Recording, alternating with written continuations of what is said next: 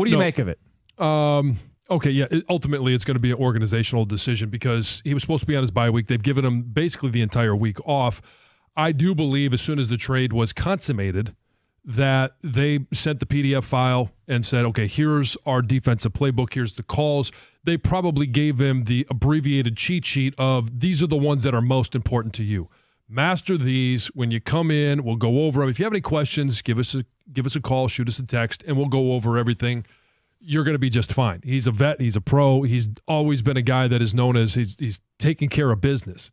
And he's going to come in, and I showed you this earlier. I'll show you it again.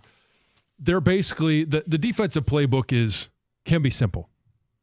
All right? On page 1, there's a picture of a football.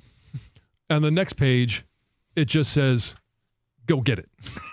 All right? And as an edge rusher, that's coming in this situation, that's what you're asking him to do, is just go get it. Go get the ball. Go get C.J. Stroud. Yeah, there is some intricacies. We talk about rush plans and different things that are going on, and he needs to know where blitzes are coming from. He's obviously going to have to see Houston film to pick up tendencies. But again, there's going to be a cheat sheet for him. He'll do his business. I 100% think he's playing on Sunday. Yeah, because to me, I looked at it and thought, hey, we're going to get you some one-on-ones, even if you're only playing, 40% of the snaps. You can help us this week. We got practice squad guys if it's not you. You'd think, yeah, give them some one-on-ones, hit them with your best move, see if you can get to the quarterback. Not to oversimplify it. Clearly, they'll have twists and stunts. You do have to know gap responsibility in the run game, alignment in certain down and distance and personnel groupings. But the idea that he wouldn't play, I hadn't even considered that. Well, I hadn't either. And, I know you went through the play charts, and he's right around 50, 55, maybe even up to 70% of the depending plays. On the game and the script, yep. I would expect him to be, nearer 40, 45, not going to be out there as much as he will be in the future. But he's a guy that he's going to understand down and distance. He's going to understand all of those. You don't get to be a 8, 9, 10-year vet without doing your due diligence before you go into a game.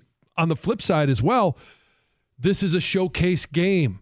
It's Sunday night football. The entire country will be watching. One of the greatest storylines has been you lost touch, you go 3-0. But you don't put pressure on opposing quarterbacks. Now you're playing against C.J. Stroud. He's a mobile quarterback. You go on the trade deadline. Do something that Brad Holmes hasn't done. You added at the trade deadline. Who'd you add? The best available pass rusher. He's going to want to show off. The Lions are going to want to show him off. Both sides are going to want to have him on the field. And the Texans, by the way, are not doing a good job protecting C.J. Stroud. Gave up 8 sacks in their Thursday night game against the Jets, the last game they played. And you go, okay, that's just one bad day. If you take the last 3 and add them up, they've given up 13 sacks over the last 3 games. This is what the Lions have been waiting for, a chance to get home, and Za'Darius Smith is going to be a guy off the edge that can do it.